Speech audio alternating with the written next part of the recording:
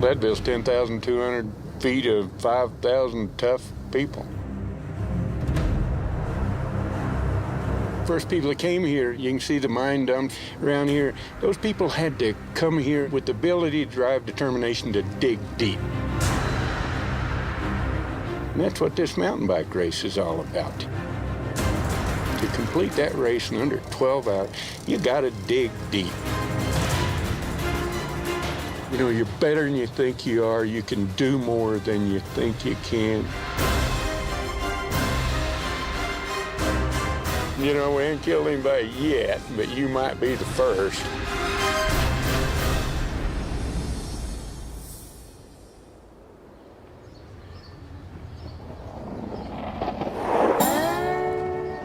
Leadville, Colorado sits at 10,200 feet above sea level and began life as a mining town.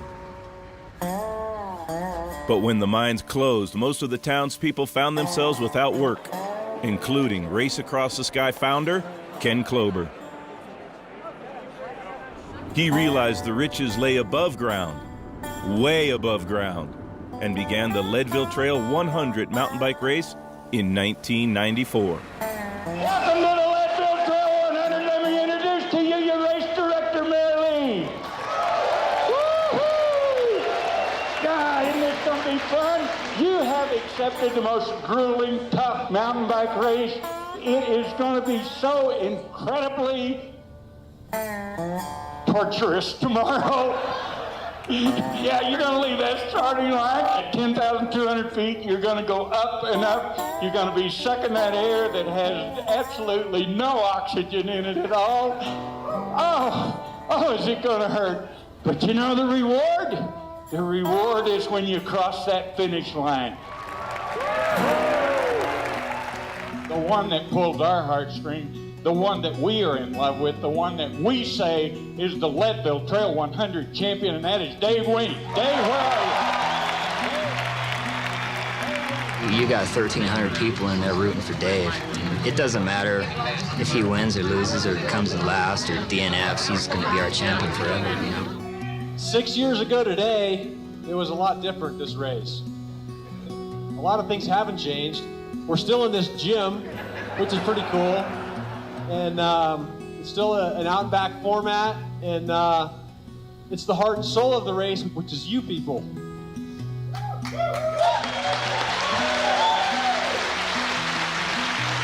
There's a race at the front, and that's where there's a lot of tension, but it's everybody else. So. What a champion! What a great champion! Dave Weens is a mountain bike legend. A Colorado native, he's called Gunnison his home for the last 20 years. And although he's won national championships, today he's best known as the most prolific winner in Leadville history with 6 wins in a row. Along the way, he's vanquished 2 Tour de France champions, Floyd Landis and Lance Armstrong. But the toughest ultra-endurance race in the world, which has come to define Weens, wasn't exactly easy for him to get into. I've done some bike races in Leadville, the Mosquito Pass Challenge back in '87. I think my first pro win of my career came in the Mosquito Pass Challenge. I tried to get into the race in the mid-'90s. It didn't go through the lottery process. Called the office. I believe I talked to Mary Lee, told her, yeah, I know the race is closed, but I'm a pro mountain biker and blah, blah, blah. And she said, I don't care. You're not racing because that just isn't the way it works. Rejection always hurts in some fashion, but then there was this respect I had for that too. And I sent my card in the way everybody else did, and I got my check mailed back to me. Sorry, you didn't make it. And for me, that was just, darn it, I didn't make it. I guess I'll try next year. And in 2003, I sent the card in with my check, and I got my card back. You're in. He is such a special young man. He really is. He is so unassuming, so real. He's a homeboy. He not only a homeboy, he's down home. Lance Armstrong's career has inspired millions of cancer survivors the world over. But retiring from sport is a challenge for all great champions. In retirement, Lance has been equally prolific promoting his global cancer initiative. Running the occasional marathon has kept Lance fit, but a little mountain bike race in Colorado may have sown the seeds for his spectacular return to the pinnacle of cycling.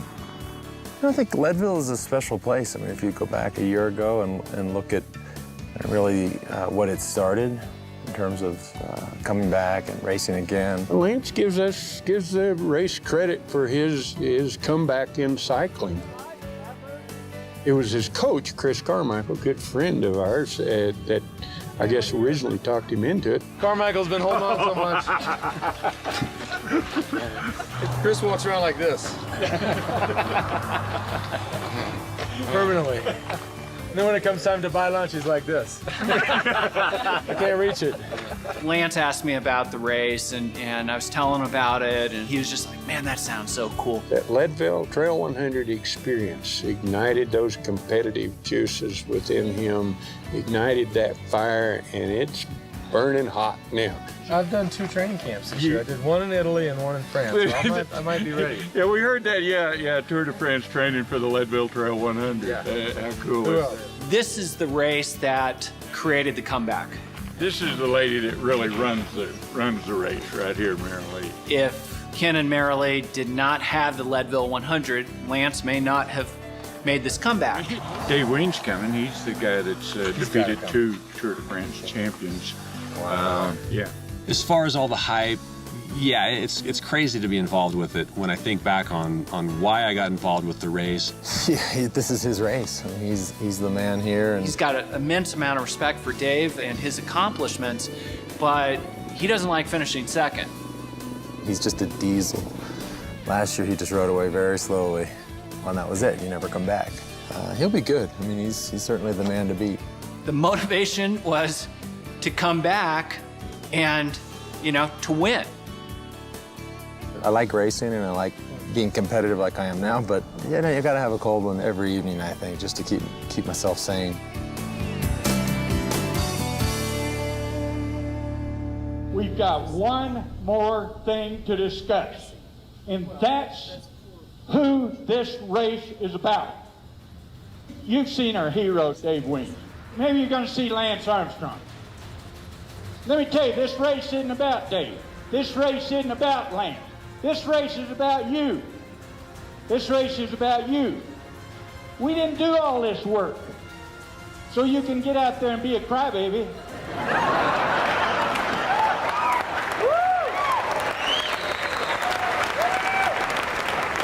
We did this for one reason, to get you across the finish line. Are you going to finish? Tell me that. I won't quit. I commit. I won't quit. Would you stand up and say that so I know you believe me? I commit.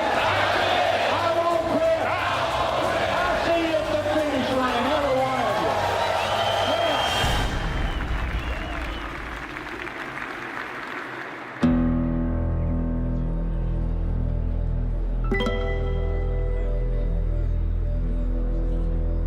you. Check in.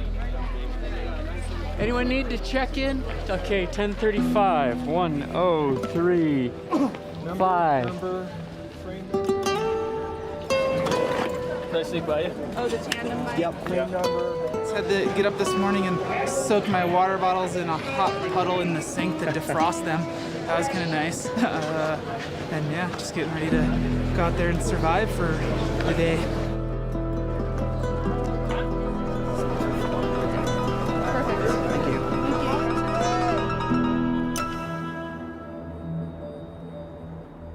The Leadville Trail 100 race course begins and ends in Leadville at 10,200 feet. It's a mass start out of town where the road quickly turns into dirt.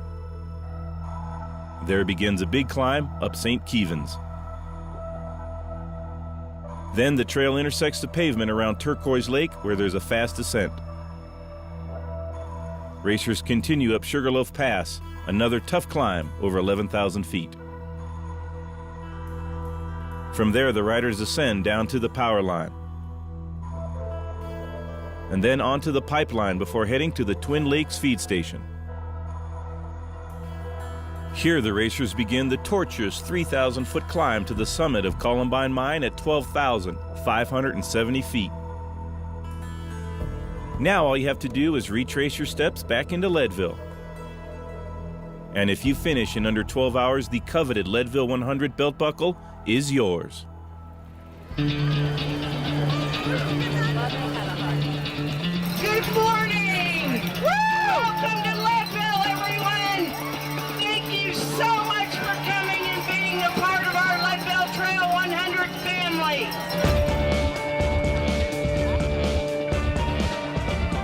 It's a little tense right now, especially up front with the Lance effect. It gets a little more exciting. Leadville is a special place, and it's got this buzz about it. It built over time, and now it's one of these things that, almost like the New York City Marathon or the Ironman, where people say, God, one day I want to do that. It's the purest level of passion that you can get.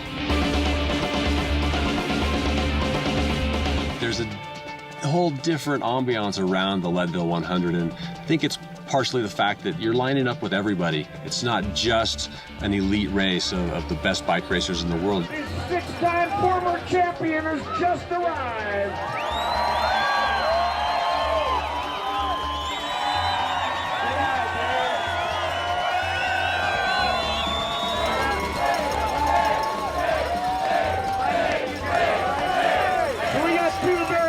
Guys, the Austin Assassin and the Gunnison Gunslinger. This year, I don't know what Lance's strategy is going to be. Is it going to be to sit back like we did last year and kind of let the race unfold in front of us? Is it going to be to attack hard from the beginning? This is going to be the race of a lifetime. Ladies and gentlemen, get your motors running. This bike race is on. And the man in black has drawn thousands of spectators and provided a once-in-a-lifetime thrill for the 1,400 competitors in this year's field. Hellball!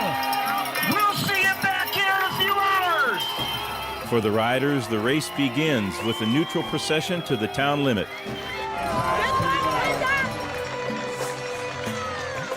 This neutralized start gives the riders a chance to catch a glimpse of 6-time winner Dave Wiens, and maybe steal a quick, nervous glance at Lance Armstrong, who looks fearsomely fit after finishing the Tour de France only 3 weeks prior.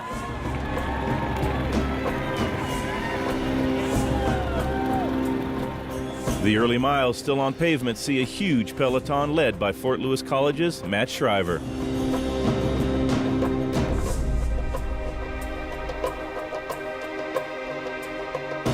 The compact field includes such luminaries as national champion Tinker Juarez and Travis Brown.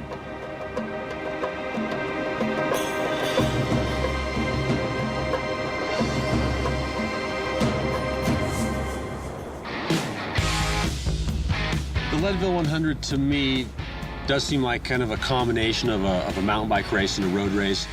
A lot of open road, a lot of fire road, even a lot of pavement, and a course that suits a road rider. And as the road turns to dirt, this grueling adventure is about to begin. Things that make this race so difficult are its length. 100 miles for a mountain bike race is a very, very long race. And the altitude, where we start at 10,000 feet. The high point of this race is over 12,000 feet. And the amount of climbing from the start to the finish is significant too. And the Lance effect can be seen immediately. The Leadville 100 has never seen such a blistering tempo set at the beginning.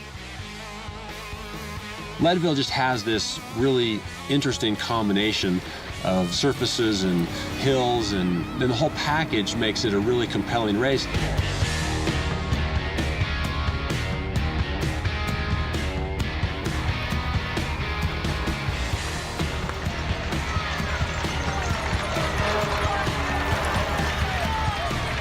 In the Leadville 100, if the expected obstacles aren't challenging enough, you can always order yourself one side of beef on the hoof.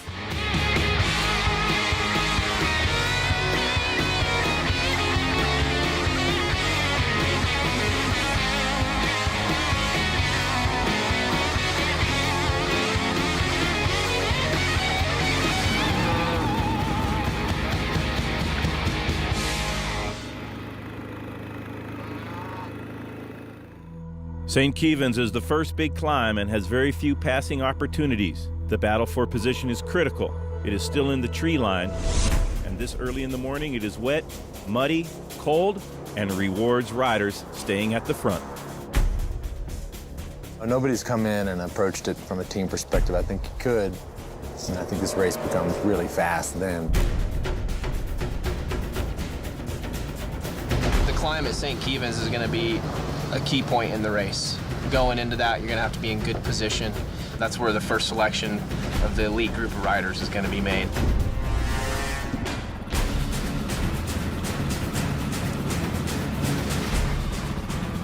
Positioning in this race will be more important than in like a traditional mountain bike race. I think it'll be a little bit more tactical. There'll definitely be a lot of fireworks on that first climb. Shriver's vicious tempo has drawn out Lance Armstrong and put daylight between those two in the field.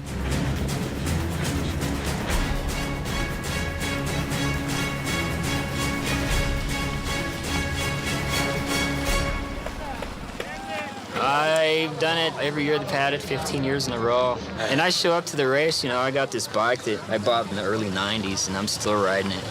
I've even got the same front tire. For Dave Wiens, is it a question of pacing during a long race or being in trouble already? The danger of going out this quickly in a race so long is that when you blow to the moon, you never come back.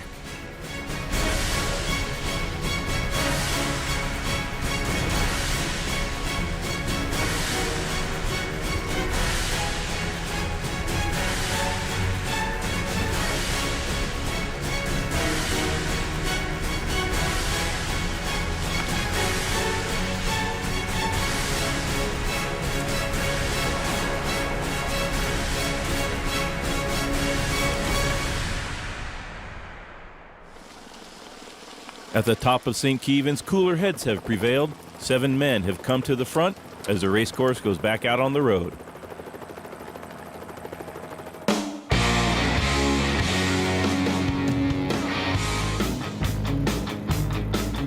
The 7 riders in the lead pack negotiate a fast, sweeping descent on pavement around Turquoise Lake before the beginning of the next climb.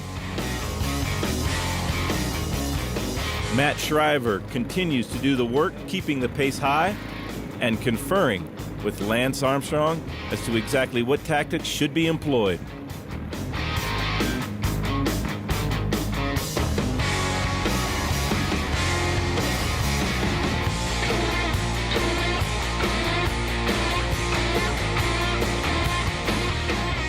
Dave Wiens is content to follow the wheels of the leaders on the fastest section of the course, biding his time for the grueling climbs to come.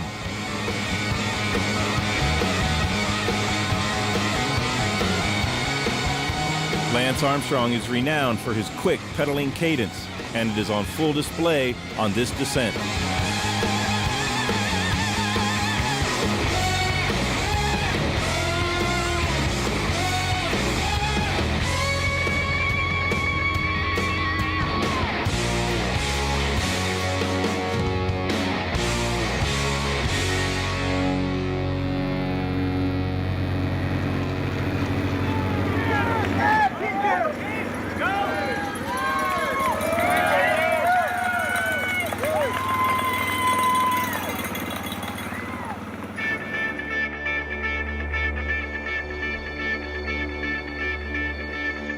Still early in the morning, cold and foggy, the pack heads up to the summit of Sugarloaf, which is over 11,000 feet and way above the tree line. At mile 15, the pavement yields to dirt once again as the Sugarloaf climb begins.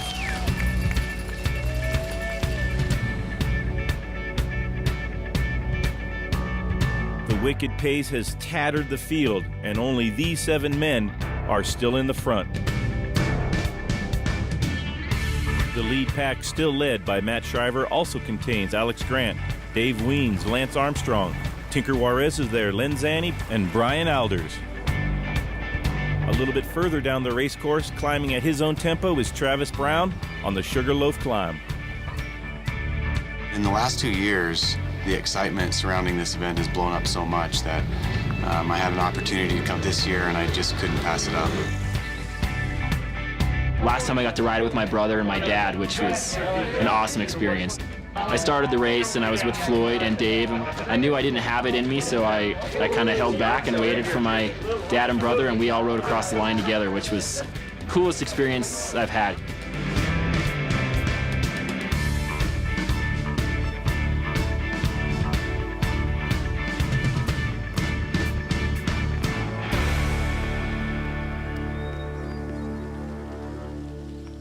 Next on the list of obstacles for the racers is the infamous powerline descent. It is spooky fast, technical, loose, rutted, and has been the scene of many a nasty crash in the past.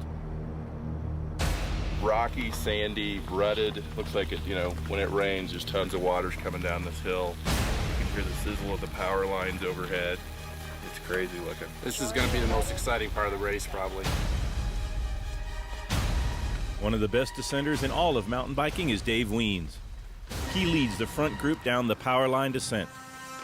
The rain has begun to fall, making a dangerous descent that much more treacherous. David Wiens riding smooth with Lance Armstrong on his wheel. Matt Shriver taking a rare respite, sitting in third position as our leaders go down the powerline descent. Leaders have passed. Leaders have passed.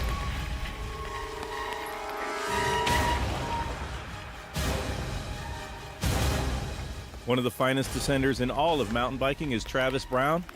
And even though he is riding on drop bars, more common to a road bike, he's making good time on the powerline descent.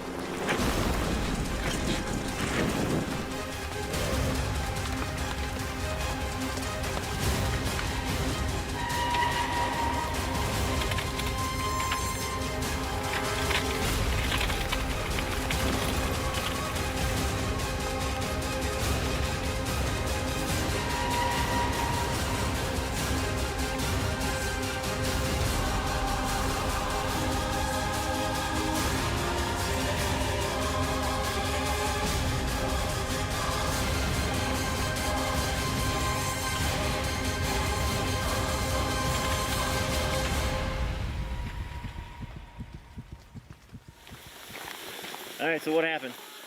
Cut my tire. Cut your tire? Couldn't get a boot to hold. Oh well. You can't win them all, right? Yeah.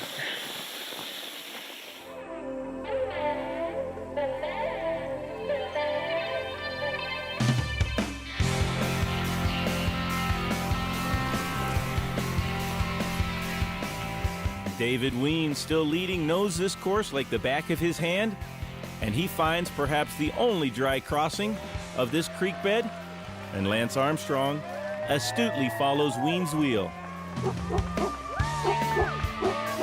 The rest of the field not so lucky to have a guide like David Wiens. Right behind you, right behind you, right behind you, right behind you.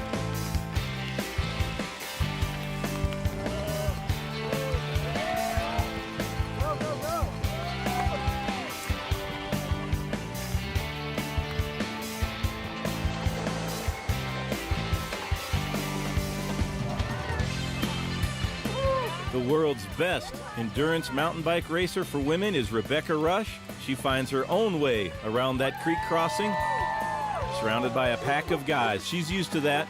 She's usually in the front.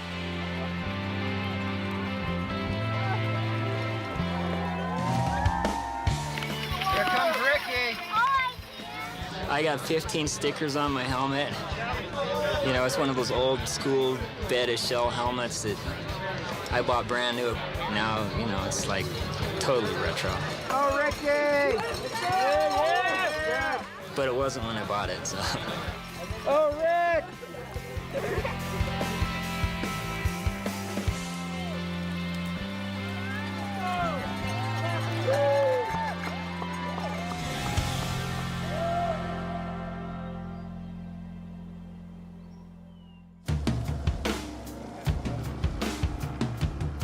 Got a long shot down the pipeline. Make up time here. This is where the guys ride Tour de France style, and they're flying.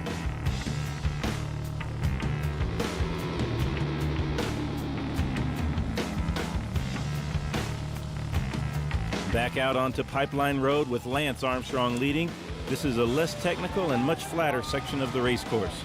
The leaders blow right through this aid station, but most will stop for some much-needed refreshment.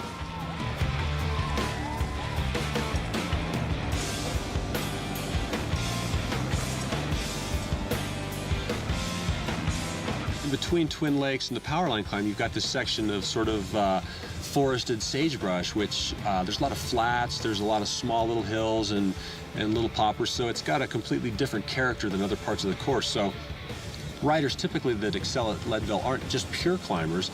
You've got to be able to motor on the flats as well, because there's a good bit of that in the course. This section links the technical Powerline descent with Twin Lakes, and we see some more traditional road tactics in play. The Leadville 100 is a unique race in that there are several sections in between the climbs where the road is flat, and it is mostly road, even though some of it's really rough. And it's straight enough that you can actually ride as a group and improve your efficiency as a group by drafting, much like you can in a road race. So I think in this race, you'll see definitely as the race progresses and evolves, people are going to find their people. And there are going to be groups of people riding together, because there's an advantage in this event, unlike some mountain bike events, to being with other people.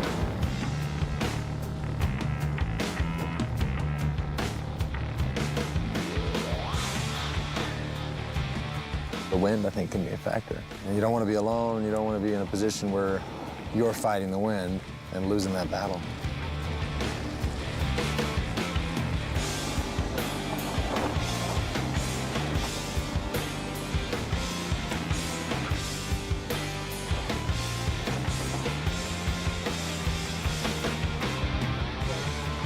Very conducive to group racing, to where the race will stay together. And early on, this year might be different, but I'm not sure anybody wants to go out on their own for 90 miles or even 80 miles. Whereas you want to stay with the protection of a group, and that group usually lasts through the Twin Lakes feed zone at about mile 40, and then things start to break up and the race blows up somewhat. But this year, with a much stronger field at the front, we could see a bigger group stay together for a longer distance.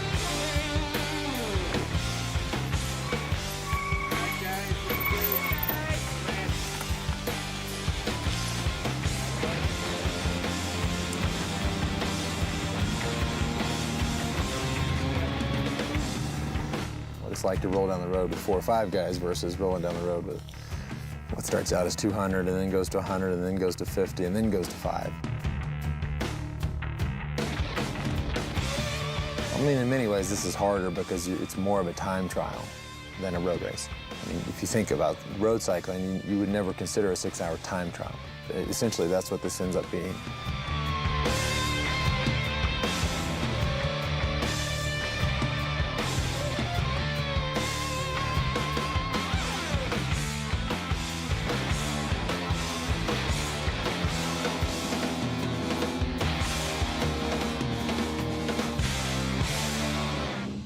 "40 miles into the Leadville 100, conventional wisdom dictates a quick stop at the Twin Lakes aid station, but Lance Armstrong has a style all his own.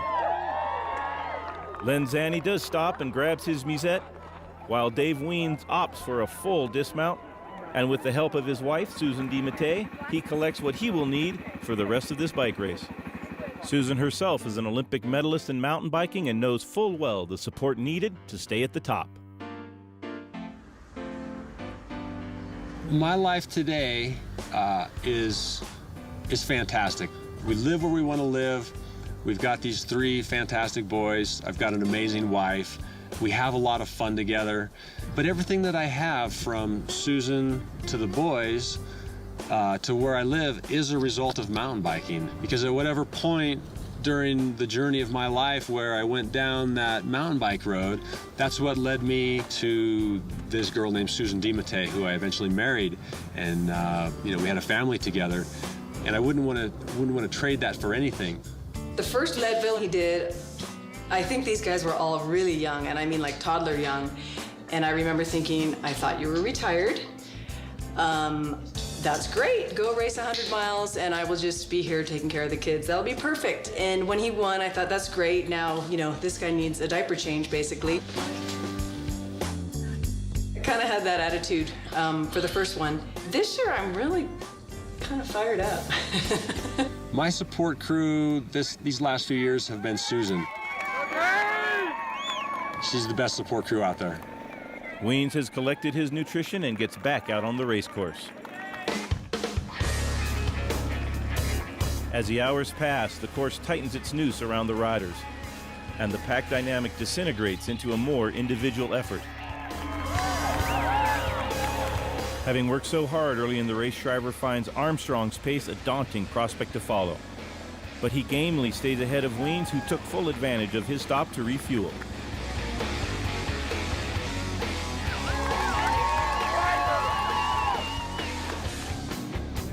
A quick look over the shoulder gives Shriver a chance to assess Dave Weens' position out on the race course.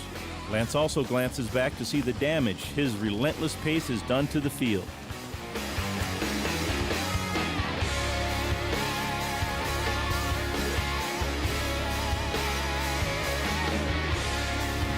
And formerly the lead group is whittled now down to just one man.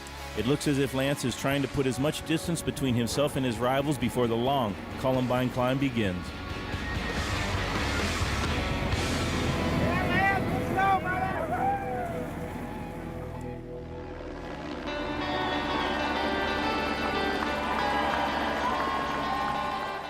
We all have a special role. I'm a hydration specialist, sunscreen specialist, Swedish fish. She's the magical one. I'm slap the butt as hard as he can specialist. We got you.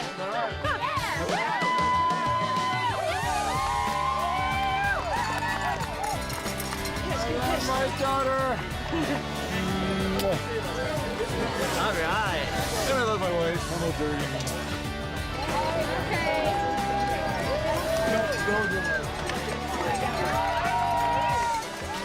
He expected here 15 minutes ago, so we'll see. We're having fun now. Who's passing me? I gotta get these guys.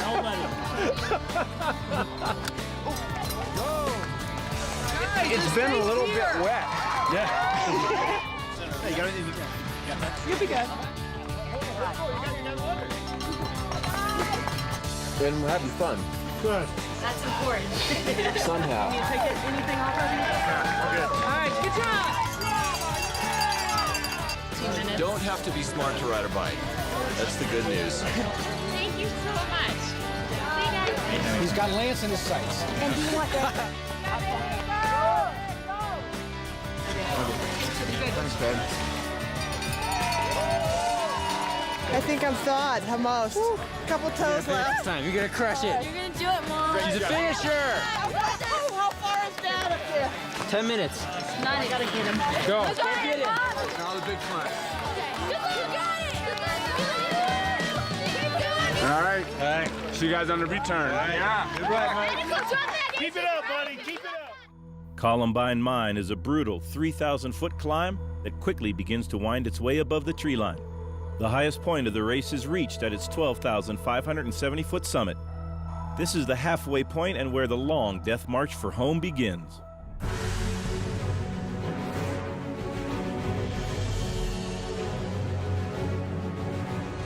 Lance Armstrong's engine is legendary. His cardiovascular system and pedaling efficiency have made molehills out of mountains. And riders the world over have felt the sting of his ceaseless strangulation in the most stratospheric of cycling environments.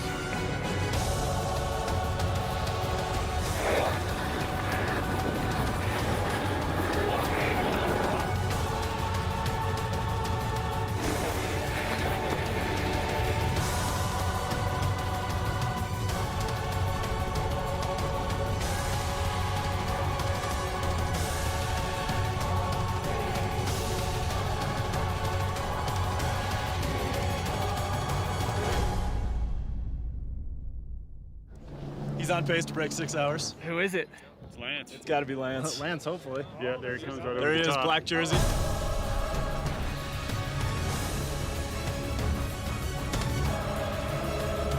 I think it's Lance. I see white forks and a black jersey. To race across the sky is to see a man as close to flying as is humanly possible.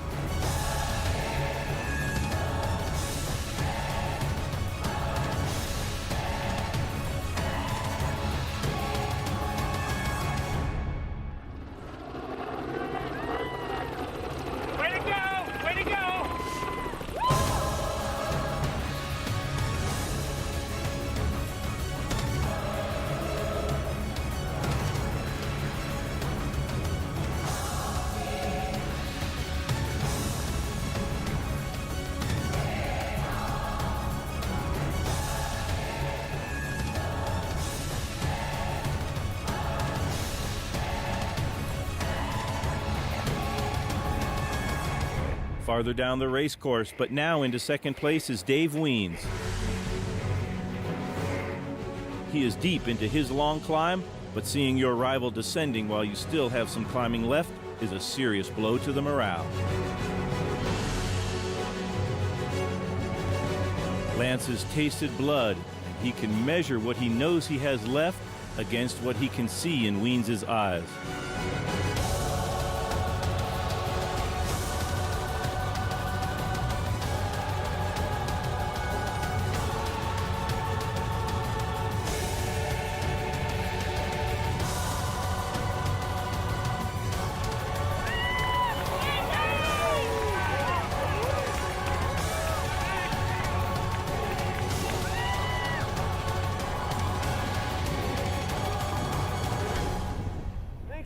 You guys.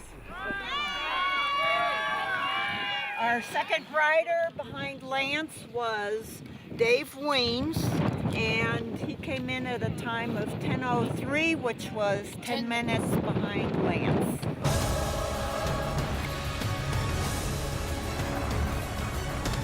Most certainly the climb has given Armstrong wings, but mountain biking is not just about climbing. It's also about having the technical skills required to avoid all the pitfalls this descent provides.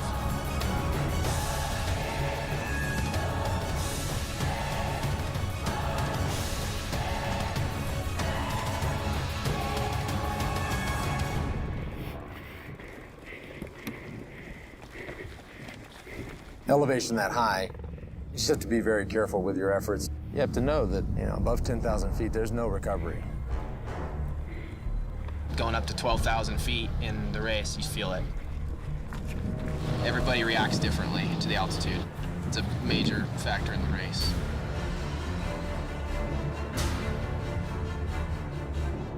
As compelling as these 3,000 feet of climbing are, what makes the Leadville 100 truly epic is the 14,000 feet of total elevation gain, all taken at over 9,000 feet above sea level.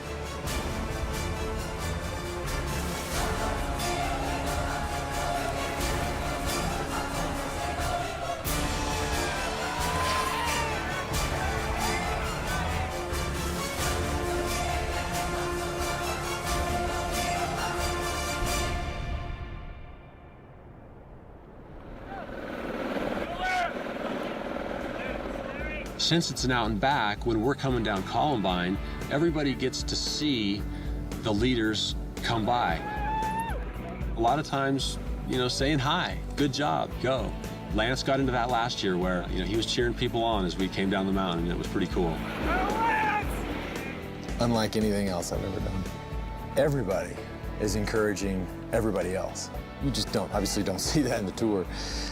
And I've never seen it in anything else, and so really, really special to see that last year, and one of the best memories I have, and it's almost a bummer when you get to the last person and then you're all alone.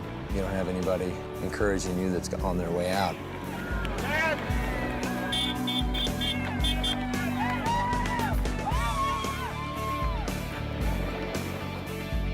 Having safely negotiated that long descent, Lance comes warping past Twin Lakes again, cheered on by Anna Hansen and Max Armstrong, perhaps Lance's biggest fans at this year's race.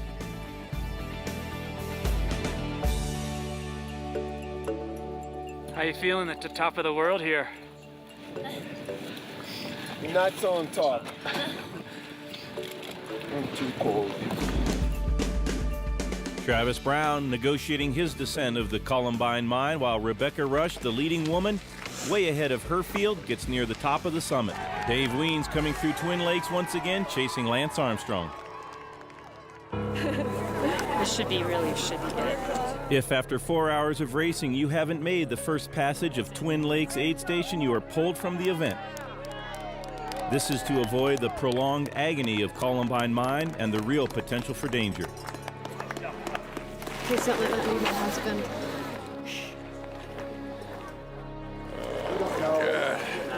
Cut off time. Are you starting now? Go it! My husband is go it! Go it! Get this! You cut off. First one? Oh! Good job out there. I'll give it a shot. Good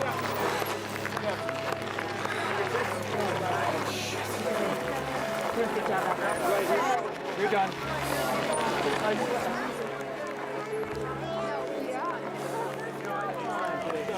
Shutting me down? Yeah, we are, unfortunately. Way to go Four out there. flaps will do that to you. Oh, yeah. Sorry to get your band, too. I'm actually kind of grateful. Thanks for being out here. All right.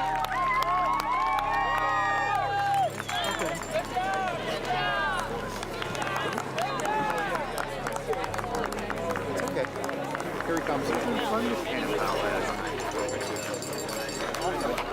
Hubby?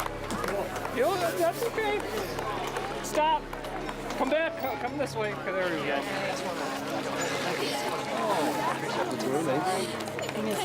Okay, that's all right. We're good.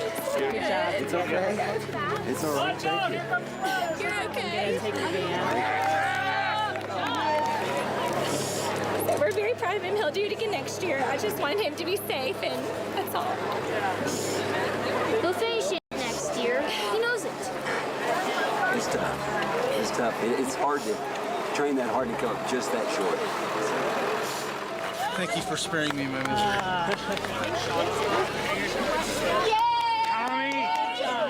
I don't have to hang around. I gave him all. I know you did. You always did. When they got back, they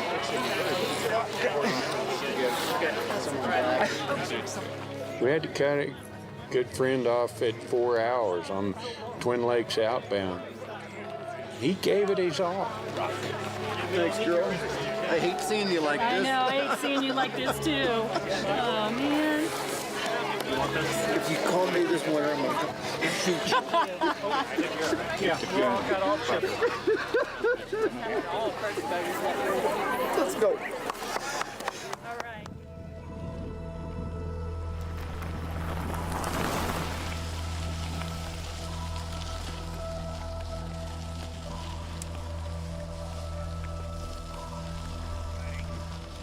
As the trail of destruction in Lance's wake gets inexorably longer with each pedal stroke, Lance deftly grabs his feed bag, which contains the life-giving fuel he will need to carry him to the finish line.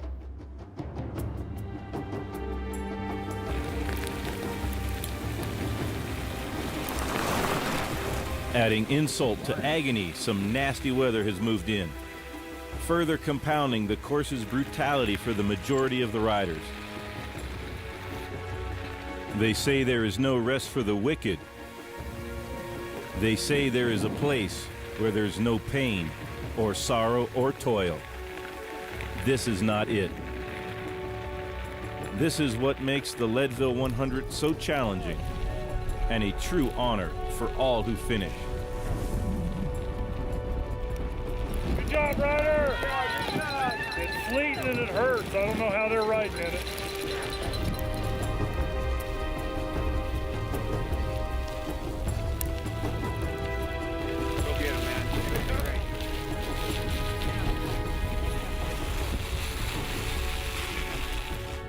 The movie shouldn't be care.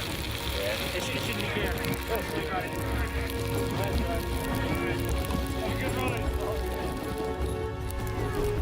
Still leading the women's field is Rebecca Rush. She is greeted by hailstones at the top of the Columbine Mine.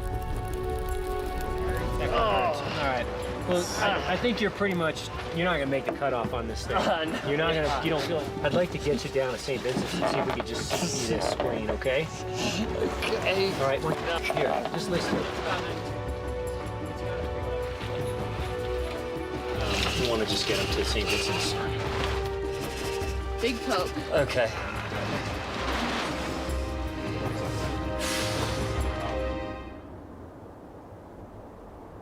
A great champion recognizes the events that capture the imagination. 11-11, is it? It's 11-11 right now. It's 11-11 right now. After seeing this race course in 2008, Lance vowed to never approach it again without being able to ride at record pace. On the return to Leadville, at the base of the power line climb, you are approximately 80 miles into this race, and now you must face a long, heinous, loose, and technical climb. It goes from up to straight up to way up. With resolve pulverizing fatigue creeping into your arms and legs, very few riders are able to clean this grueling sting in the tail.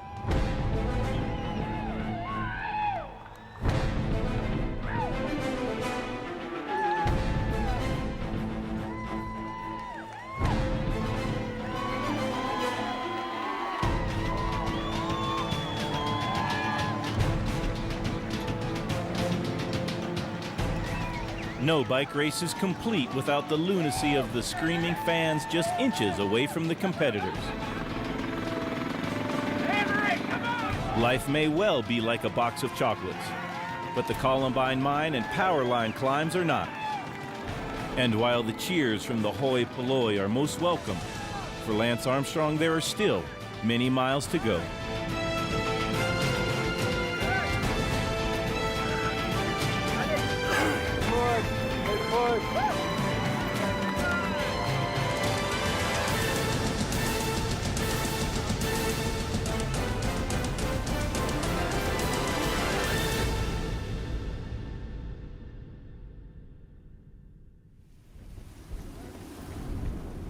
The rain was at which time?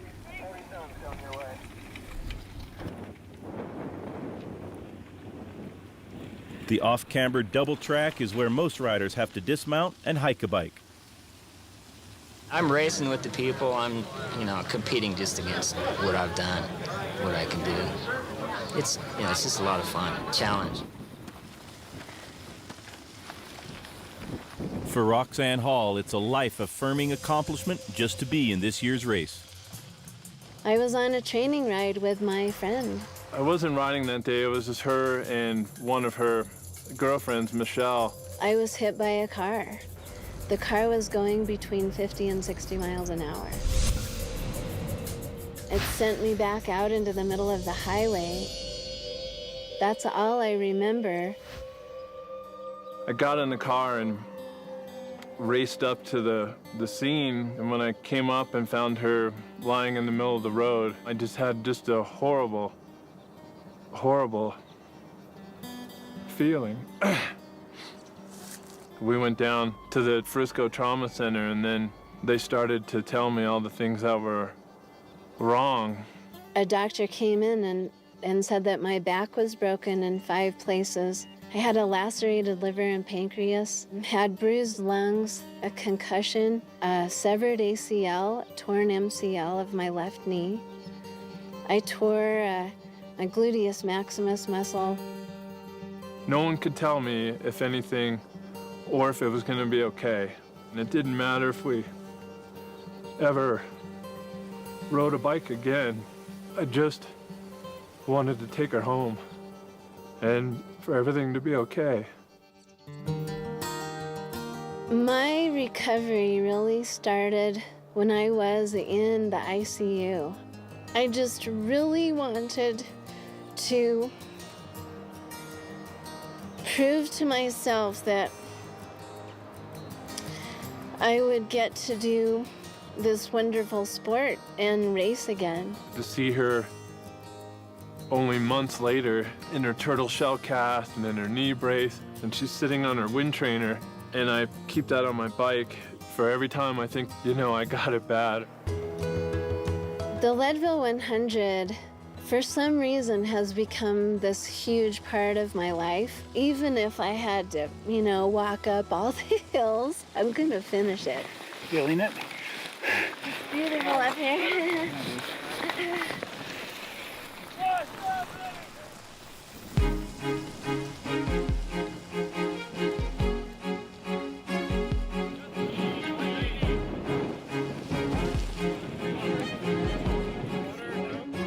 A little muddy, bit of hail, bit of wind, bit of rain, everything. It's awesome, yeah.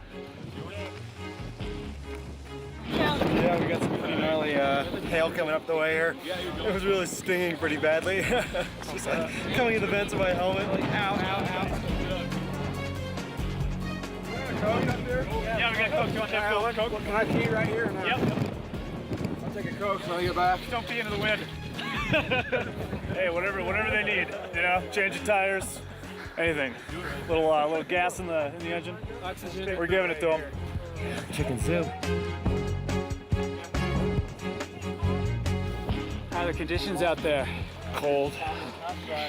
It's good though. Just gotta try to eat. Okay, keep moving the bikes. You gotta I'm just gonna have a picnic. I'm in no hurry. All right, no problem. The guys that are feeling good are already gone. The rest of us feel like crap. Must have a small air bubble in the brakes. Air expanded, I have no brakes. You have no brakes? So I can't go down until I get it fixed.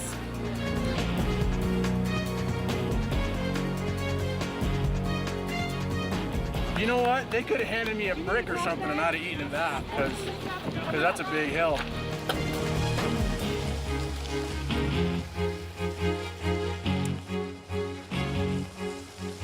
I was diagnosed with multiple sclerosis in 1980. Wow. Yeah, young girl. It's never gotten in my way of living my dream. I tell you what's gonna get in my way, just altitude. Yeah, you're gonna have to keep bumping them. Over. That's perfect. Gotta hold it. Okay. Thank you. My hands are numb. Yeah, you guys rock. Glasses, you good? There you go. Go. Good job, guys. Good job.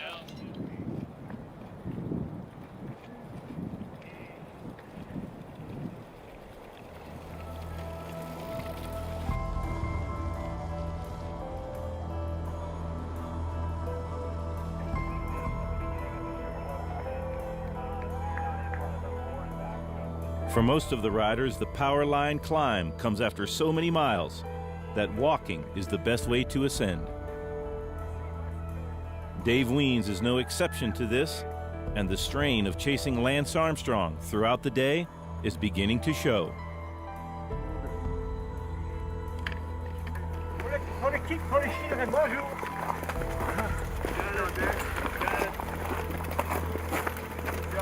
Nice job. Go. Good form, good form. Go, go, go, go. Good, nice. Nice, Dave. Got it. Great job, Dave. Way to do it, Dave. Go, go, go.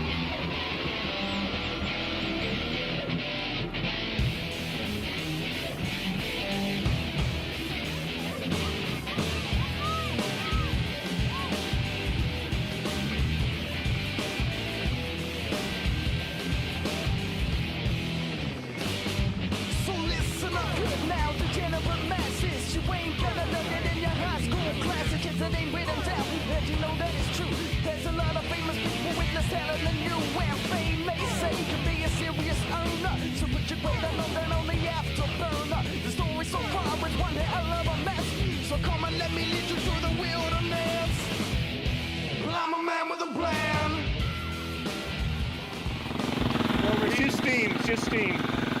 Thanks, though. They come from all over saying, help me please. I can't see the proverbial trees. It ain't as simple as a line on the compass or shadows in the alley getting ready to jump. The trick is to look straight ahead and don't be blinded. The people of the top don't need to be reminded. They're only as good as their last idea. A future guarantee. Get out of here. I'm a man with a plan.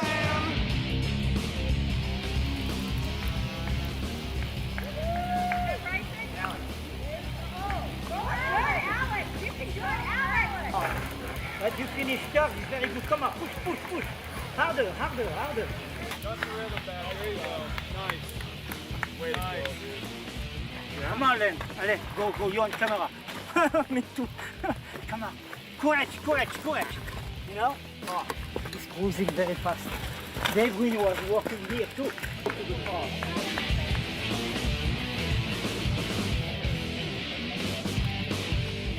I'm a man with a plan. I'm a man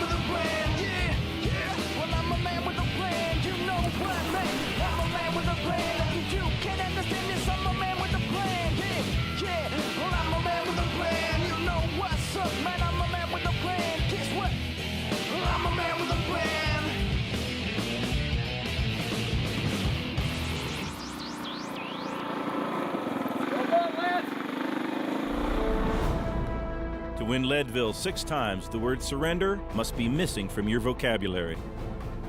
And for Dave Wiens, the closing miles of this year's race are an opportunity to soldier on and never surrender. Way to go. Stay patient, sir.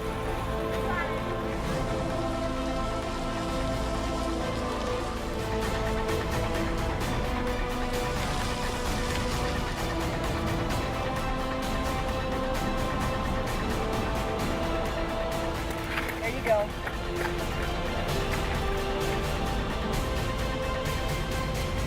I got a couple flats, 3, so I'm working my way up, but I've blown up maybe probably 3 times too. Oh man. So, trying to catch up. There you go. But I'm still going, You are. and this is a hard race. There's no shame in walking when everyone else is walking. Except maybe Lance and Dave.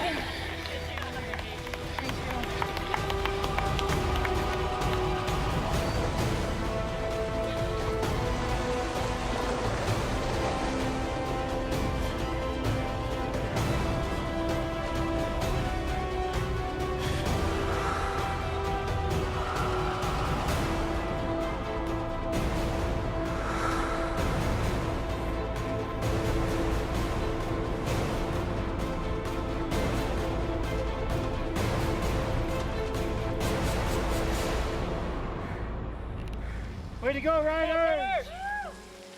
Way to work it. Good job, sir. Would you like a push? You know, you come up here and you see old friends you haven't seen for a year. Okay, Fred. You're looking good this year.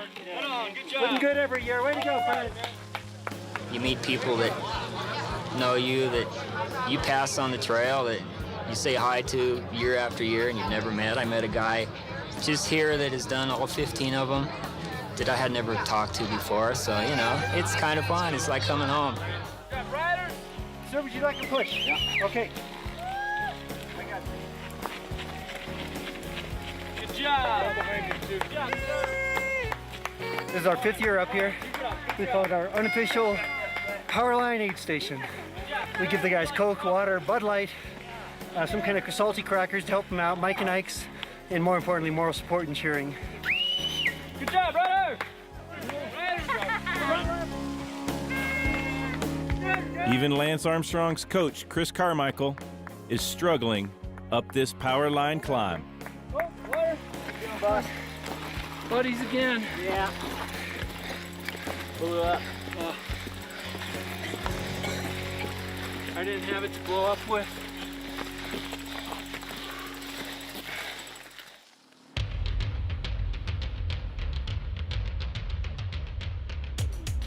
Things that freak me out are the rooty courses that are in the trees and never really dry out, and it's hard for anybody to find a line on that stuff.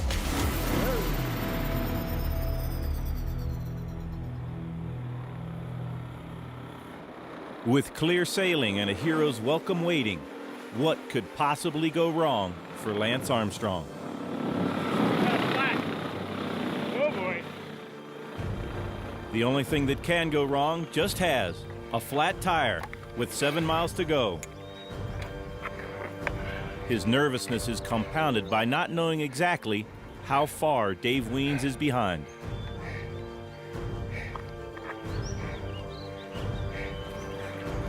I think this has got some goo.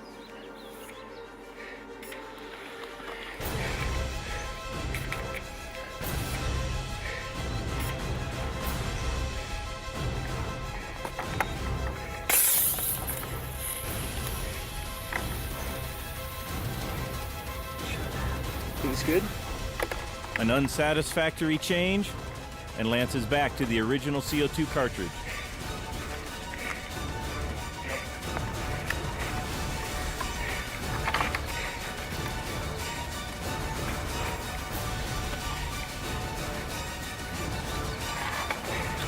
Let's try to ride it. The futility is obvious, and Lance decides to carry on and finish up on a flat tire. Got it, buddy. Looks good, looks good.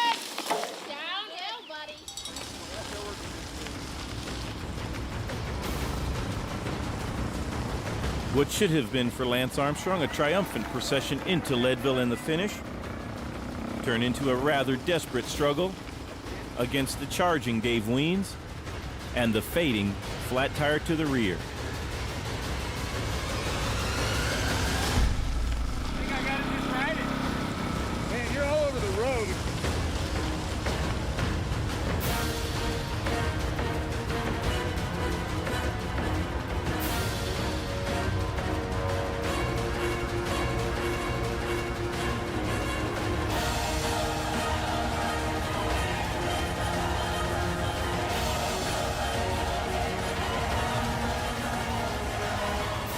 Lance Armstrong will not let this deter him from his goal.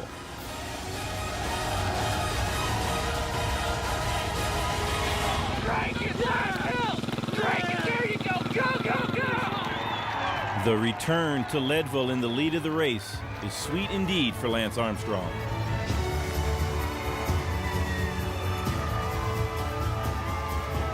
And his only answer to adversity has always been to meet it head on with everything he has.